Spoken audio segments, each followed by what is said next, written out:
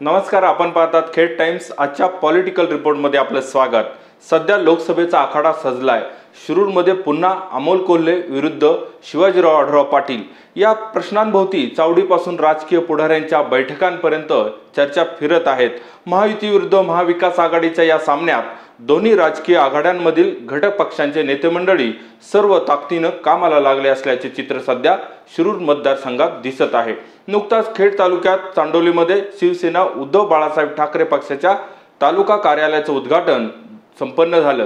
राष्ट्रवादी काँग्रेस शरदचंद्र पक्षाचे प्रदेशाध्यक्ष जयंत पाटील, शिवसेना उद्धव बाळासाहेब ठाकरे पक्षाचे उपनेते सचिन आहेर या प्रमुख नेत्यांच्या उपस्थितीत उद्घाटन कार्यक्रम पार पडला। या कार्यक्रमात खेड तालुक्यातील महाविकास आघाडीतील सगळ्याच घटक पक्षातील स्थानिक राजकीय नेते मंडळींनी हजेरी लावली होती। या कार्यक्रमाचा सविस्तर आढावा आजच्या आपल्या स्पेशल व्हिडिओमध्ये आपण घेणार आहोत।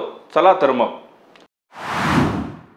चांडोली येथे झालेल्या कार्यालय उद्घाटनाच्या वेळी शिरूर लोकसभेचे महाविकास आघाडीचे उमेदवार डॉक्टर अमोल कोल्हे यांच्या खेड तालुक्यातील प्रचार यंत्रणेचा आढावा घेण्यात आला।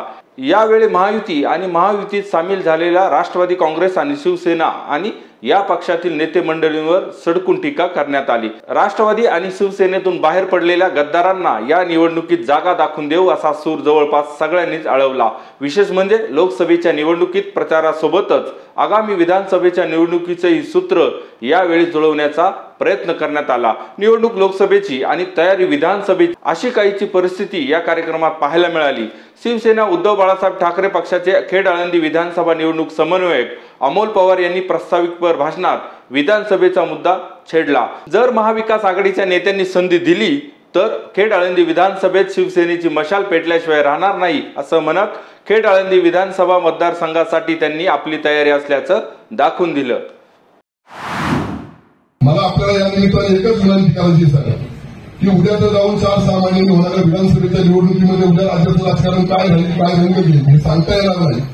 परंतु आज जी परिस्थिती आहे महाविकास आघाडी आणि महायुती ही अशीच परिस्थिती जर राहिली तर इथं आपण ही मतदारसंघ शिवसेना उद्धव बाळासाहेब ठाकरे पक्षाला दिला तर इथं शिवसेनेचा आमदार होऊन शिवसेनेचा भगवा हा खेड विधानसभेवरती फडकवण्याचं काम इथला निष्ठावंत शिवसैनिक केल्याशिवाय राहणार नाही।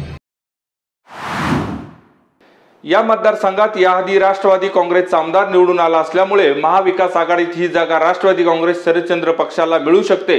परंतु राष्ट्रवादीचे आमदार दिलीप मोहिते हे अजित पवार यांच्या सोबत गेल्यामुळे ही जागा नक्की कोणाला मिळेल हे सध्या सांगता येणं अवघड आहे। बहुधा त्याचमुळे हे दावे होत असल्याचे दिसून येत आहे। दरम्यान अमोल पवारांच्या या दाव्यानंतर राष्ट्रवादी काँग्रेस शरदचंद्र पवार पक्षाचे प्रदेशाध्यक्ष जयंत पाटील यांनी विधानसभेला अजून वेळ आहे असं म्हणत या विषयाला बगल दिली।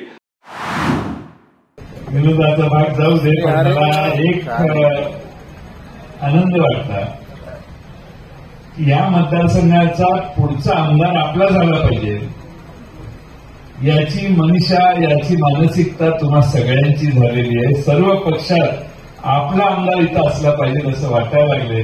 पहिला आमदार जाणार ह्याच्याविषयी काळादगडावरची आता देखील नाही। आमची अपेक्षा होती की लोकसभेच्या निवडणुकीनंतर याची चर्चा व्हावी, ती आता करणं सोयीचं नाहीये।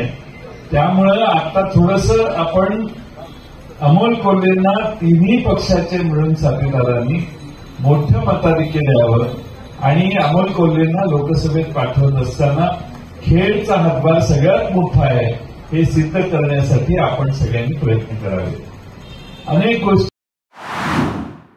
सध्या लोकसभेचा प्रचार जोरदार सुरू आहे। शिरूर लोकसभेतील 6 विधानसभा मतदारसंघात मोर्चेबांधणी करण्याचं काम सध्या महायुती आणि महाविकास आघाडीचे नेते मंडळी करत आहे। पण त्याचबरोबर आगामी विधानसभेच्या निवडणुकीचे वेध नेत्यांना लागले असल्याचं दिसू लागलं आहे।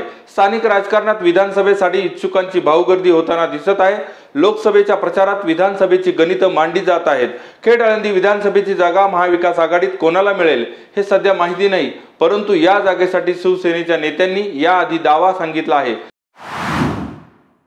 बातम्या ही शिरूर लोकसभेच्या अपडेटची। महायुतीचे उमेदवार माजी खासदार शिवाजीराव आढळराव पाटील यांनी गुरुवारी पुणे जिल्हाधिकारी कार्यालयात आपला उमेदवारी अर्ज दाखल केला। राष्ट्रवादी काँग्रेस, शिवसेना, भाजप, मनसे, रासपा, आरपीआय, रयत क्रांती संघटना या महायुतीमधील घटक पक्षांचे पदाधिकारी यावेळी उपस्थित होते।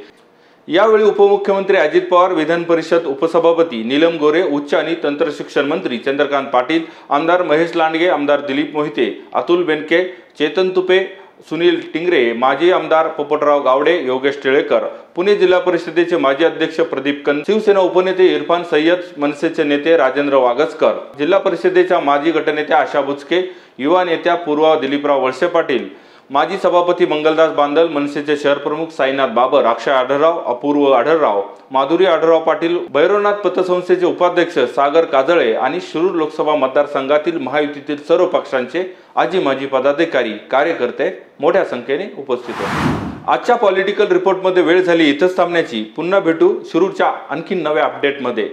धन्यवाद.